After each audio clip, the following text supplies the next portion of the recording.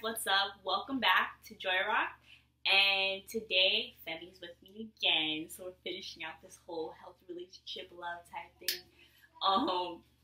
So today's topic is, or the message is, the question: what is love? What is love? What is love? And the Google definition of love is an intense feeling of deep affection. An intense feeling of deep affection. So, what does that mean to us? What does that mean to you, Fem? That means a lot of things. Actually, it means a lot of things. Love is a language that everyone speaks, but they speak it differently. Mm-hmm. So the way you love and the way I love may be different types of love. But to me, love is someone, no matter the relationship, no matter the standpoint, who you are, it's the consideration and being there and just accepting me for who I am and trying to understand me and meeting me halfway. You know, to me, that's what love is, no matter who you are, or no matter, parent, cousin, friend, best friend, but that's what love means to me. And pretty much same. But we have kind of broke it down into 3 different types of love that we're going to share with you. Yes. So we'll tell you the 3 now, or should we just start with 1? It doesn't matter. So, one? Okay. Yeah, the first one is self-love, aka God love. Yes. This is you loving yourself. Yes. This is a spiritual kind of love, which we'll get into that in a sec. But this is about loving yourself. That time, what we were talking about before, singleness. Yes, and a lot of people, you hear that word and you're like, oh, single. Well, that doesn't apply to me because I'm in a relationship. No, that's single. Your singleness. The definition of single means to be unique, different, separated. It doesn't mean that, you're alone, you're not in a relationship. No, because everyone has to embrace their singleness, because in the time of your singleness is where you learn to love yourself, learn to be with yourself, understand yourself, gain self-awareness of how you present yourself, how you speak, how you love. Because once you love yourself and you learn how to do that through your flaws, then you can go ahead and love other people. All right, so that brings us to your take on self-love and spiritual love. Okay, so when someone calls you weird, like you do something that's truly authentically yourself, and they're calling you weird.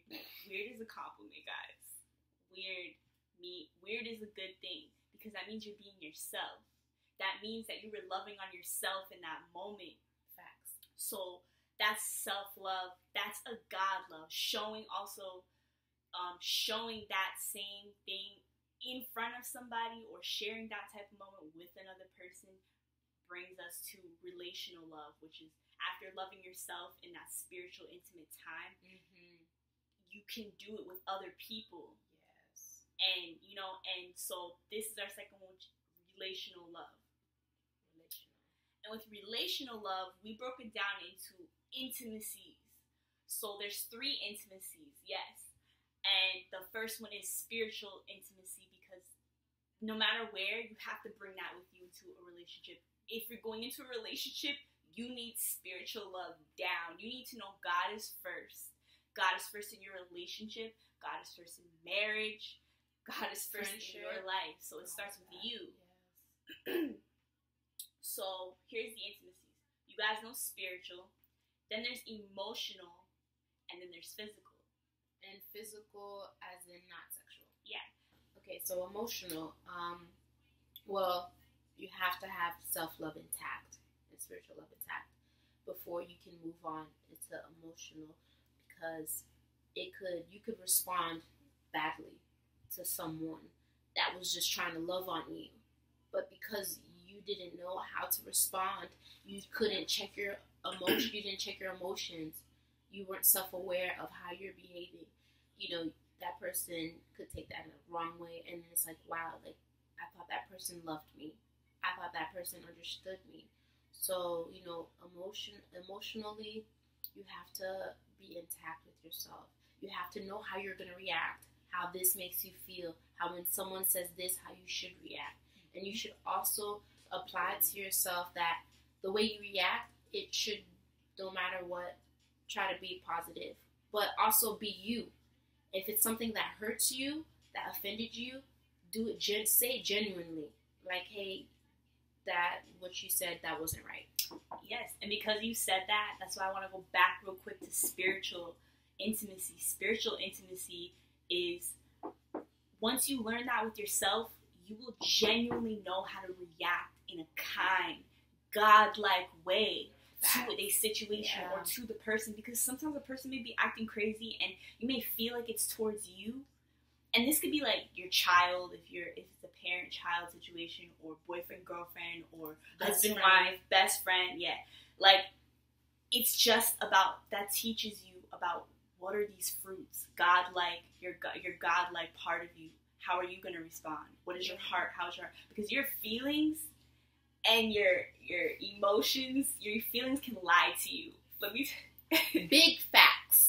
Okay. Yes.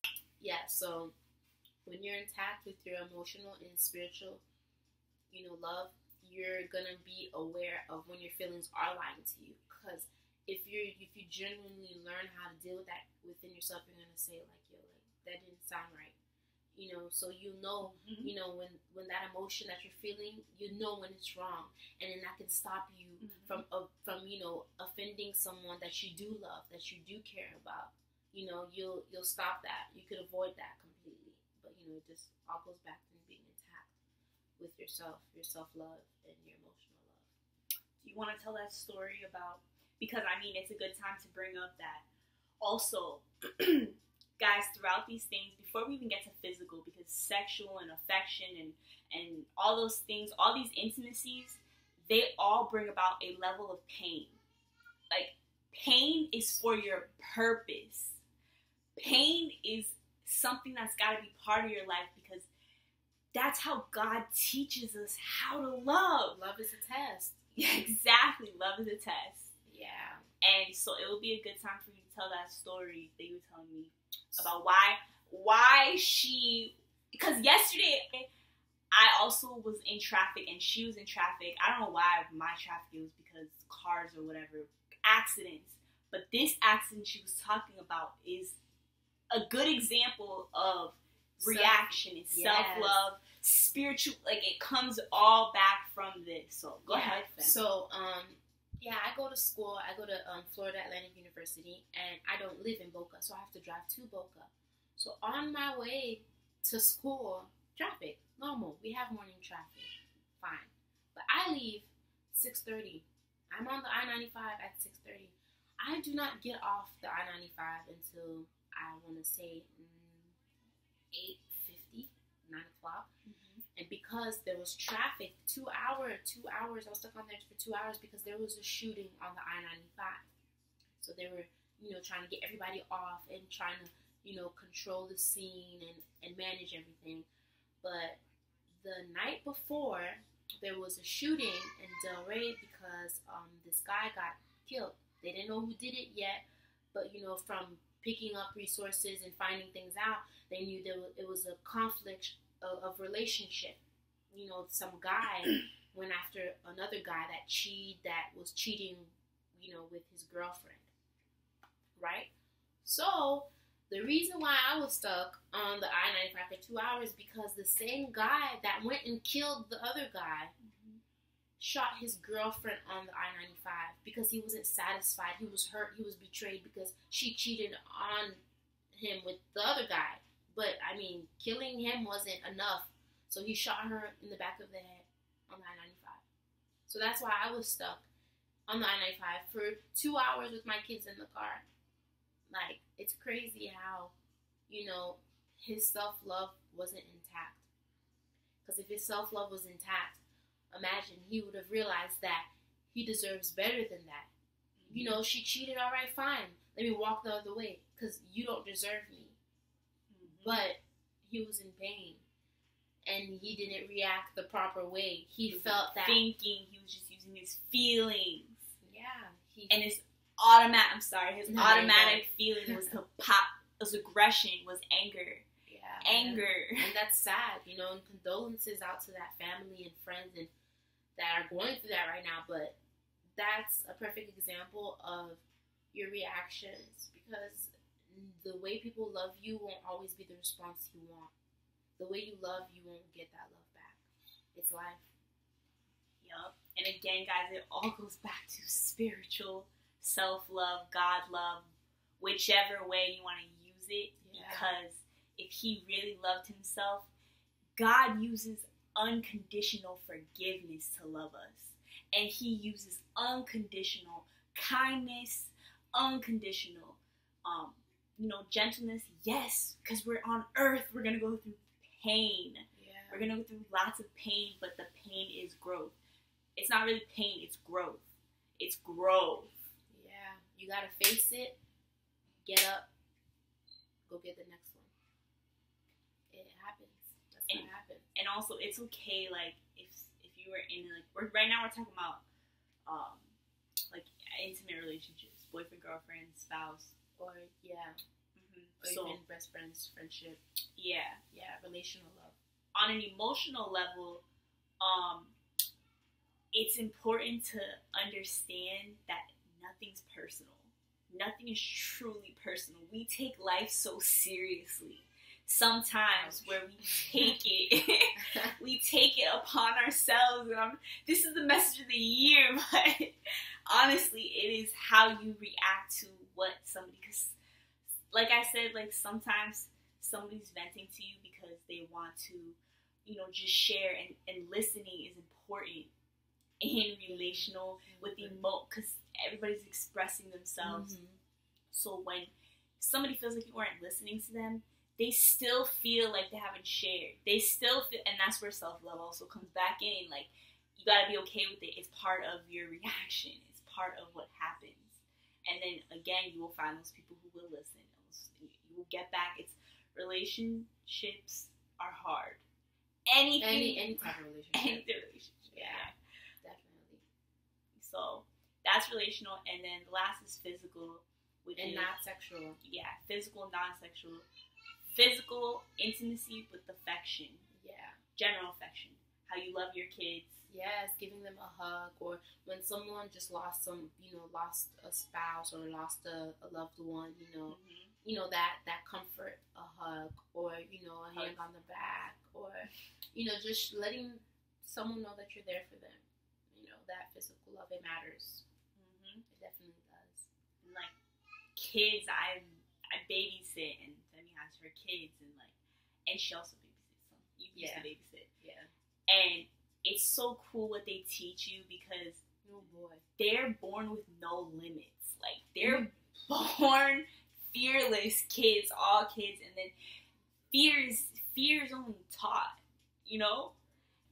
Physical affection, like, they need that love. They need to be shown that love, because they're not getting it from anywhere else. And then they can learn to share that with other people. And be compassionate. Yes. Which brings us to our third type of love, which is world love. Mm-hmm. And check your GG. Yes. Check your GG, which is check your genuine generosity. Yes. Or GGG, triple G. Check your global genuine generosity, which is too much.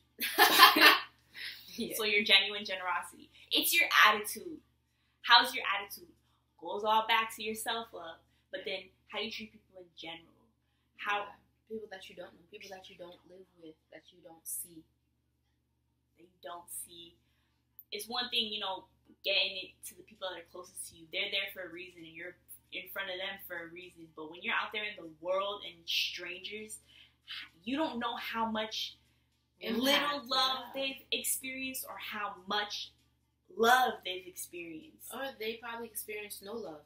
And your act of kindness, your act of generosity was the first type of love, genuine love they've ever seen in their lifetime. Yeah. I don't know if you told me this story or if I heard it at church, mm-hmm. but it was about this guy at an office. He was a manager, and he, had his staff at the cubicles and stuff like that. And every time they had an evaluation or just something good happening within their company, mm-hmm. the manager would go out to every single person and say some type of good job they did at, in their office, part of their, nice. to, show compassion, just because people need to feel that. Know they're appreciated. And know they're appreciated. Mm-hmm. So the next day, one of his workers came to his office and gave him this gift. Mm-hmm. He was like, "Why are you giving me this gift? Or you don't have to." He's like, "Just open it." Yeah. So he opened it, and it was a brand new Xbox, an Xbox 360, and he was like, "Oh my gosh, why did you give me this? Like, why are you giving me this gift? Like, I can't believe this." And the worker said, "Last night, I was going to go home and kill myself with a gun. And because you said something nice that made me feel appreciated, I took that same money, that I returned the gun with that money, and I'm sorry, I'm telling the story wrong. Well, I traded in the gun for the Xbox, and I gave it to you because you saved my life." Yes, that's real. I was real. crying. Like, come on, guys. Saying nice things to people, kindness is just like, it's a reflection back onto you. Just keep trying it and keep doing it. And so you're not going to get kind reactions all the time, but the more you get and the more you put that energy out, it comes right back into you. Yes, know yourself. Love yourself. Know yourself. Love yourself. Yeah, exactly. So, yeah, guys. So, thank you guys for watching this video. Thank you for sharing this time with us. Yes. And we hope to see you guys in the next video and continue talking about these things, because this is what we are passionate about. Right. Okay, so say bye. Bye, guys.